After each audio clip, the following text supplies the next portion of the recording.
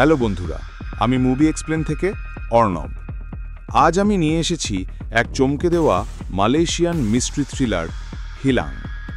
এটা এমন একটা গল্প যেখানে প্রতিটা মুহূর্তে প্রশ্ন উঠবে, কে সত্যি অপরাধী আর কে কেবল ভয় পাচ্ছে অন্ধকারকে।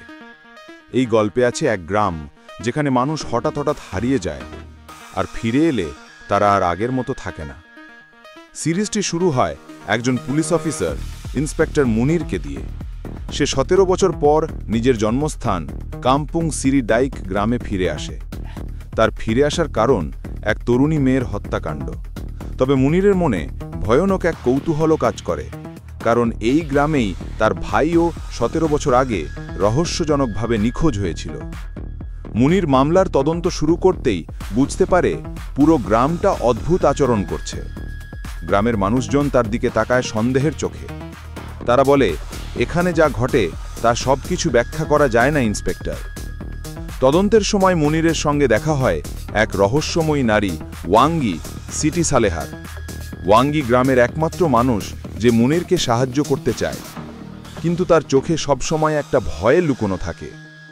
একদিন মুনির জানতে পারে ওয়াঙ্গির মেয়ে হঠাৎ নিখোঁজ হয়ে গেছে, এবং সেই মেয়েই ছিল প্রথম কেসের সাক্ষী।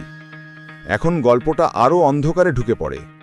তদন্ত করতে করতে মুনির আবিষ্কার করে এই গ্রামে প্রতিবারই পূর্ণিমার রাতে কেউ না কেউ নিখোঁজ হয়ে যায়। আরেকটি চরিত্র আসে, উস্তাদ ইউসুফ, গ্রামের ধর্মীয় নেতা। সে বলে এটা মানুষের কাজ নয়, এটা এক অপশক্তির খেলা।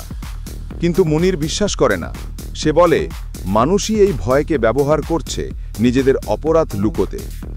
তখন থেকেই দর্শক বিভ্রান্ত হয়ে যায়, সত্যিটা কি অতিপ্রাকৃত নাকি খুনির কোনো পরিকল্পনা।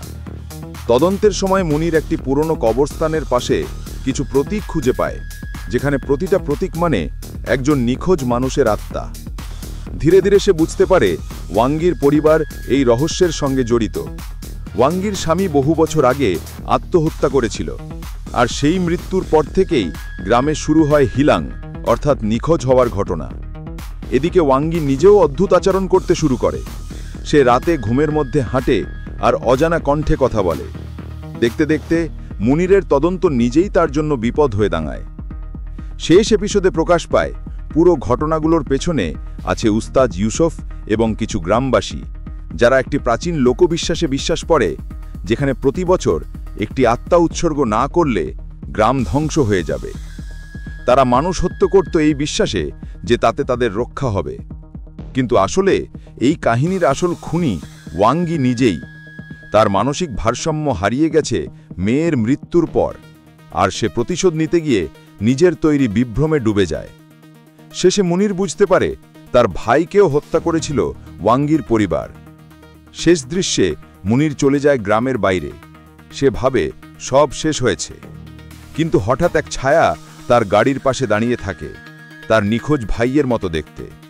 ক্যামেরা ধীরে ধীরে পিছিয়ে যায়, আর দেখা যায় গ্রামের মসজিদের পাশে বনে আরও নতুন একটি কবর।